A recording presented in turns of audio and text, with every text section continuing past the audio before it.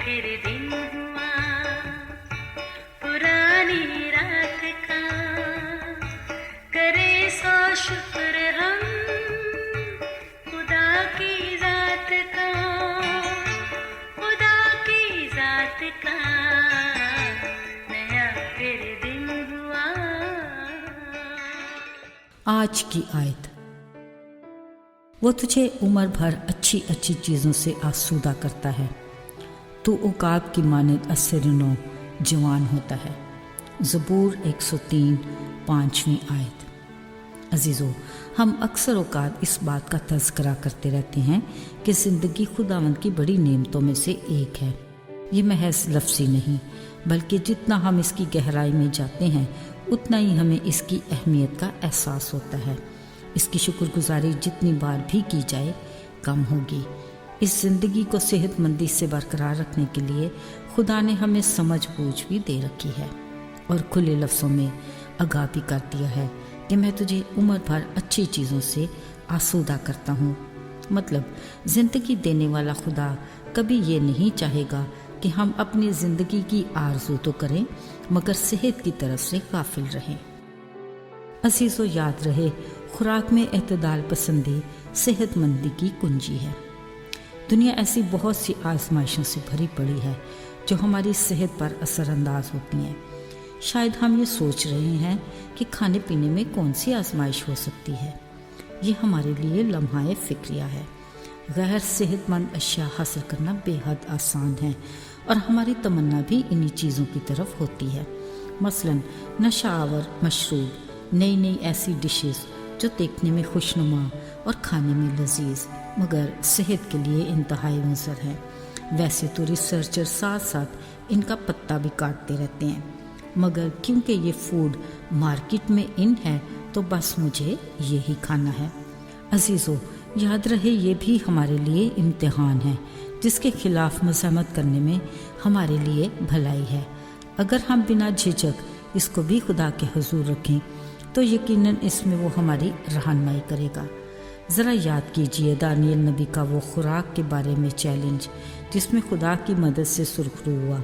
कलाम में लिखा है कि 10 रोज़ साग पात खाने के बाद दानियल और उसके साथियों के चेहरों पर ज़्यादा रौनक और ताजगी नज़र आई बनिस्बत वो जो शाही खाना खाते थे।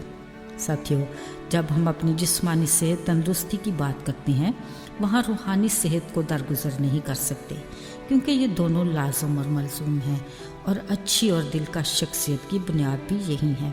अगर हम जिस्मानी तौर पर सेहतमंद हैं तो फिर हम रूहानी तौर पर भी बेदारी में रहेंगे।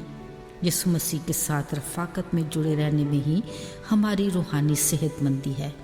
खुदा के कलाम में लिखा है, अंगूर का हकीकी दरख्त मसीह है और हम डालियाँ हैं। अगर हम दरख्त के साथ मजबूती से जुड़े हैं तो ही हम फल ला सकते हैं, जो हमारी रूहानी सेहत की मजबूती और ताजगी है। इलावाजी खुदा का कलाम शहद से ज़्यादा शीरीन खालिस रूहानी दूध जैसा है, जिसको पढ़ने, सुनने और एहतियात करके अमल करने में हमारी रूहानी सेहतमंदी है, जिसकी बदौलत हम अपने असली दुश्मन इब्लीस का भरपूर मुकाबला कर सकते हैं।